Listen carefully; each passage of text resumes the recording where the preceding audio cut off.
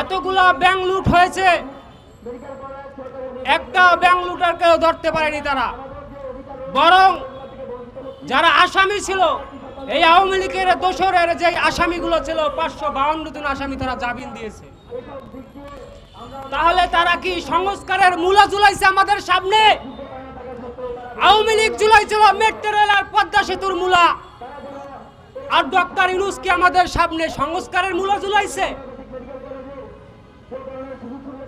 এখন পর্যন্ত চালের দাম কমাইতে পারে নাই, বিদ্যুতের বিল কমাইতে পারে নাই, সে জনগণের উপরে জোর করে আবার বাড়তি ব্যাট বসাই দিছে।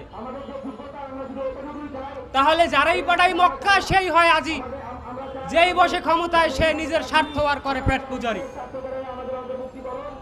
আসলে আমাদের ভাগ্য আমাদেরই পরিবর্তন করতে হবে। স্পষ্ট কথা বলে দেই, আপনারা আওয়ামী লীগের বিচার করবেন কি করবেন না সেটা আমরা জানতে চাই। আওয়ামী লীগ কিভাবে আবার বাংলাদেশের জমিনে স্টাবলিশ হতে চায়?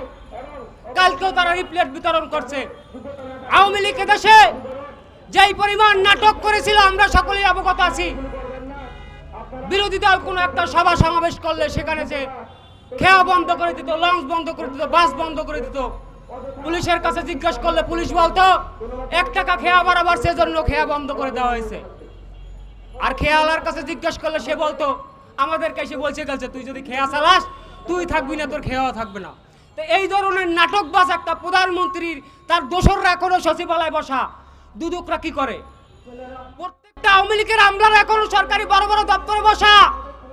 এদেরকে অপসারণ আপনারা করতে পারেন, এদেরকে করতে হবে অপসারণ, এটা আমাদের দাবি। অপসারণ করেন, নয়তো বা দেশে আরো কত ষড়যন্ত্র চলে দেখতে থাকেন। আসসালামু আলাইকুম রহমতুল্লাহ।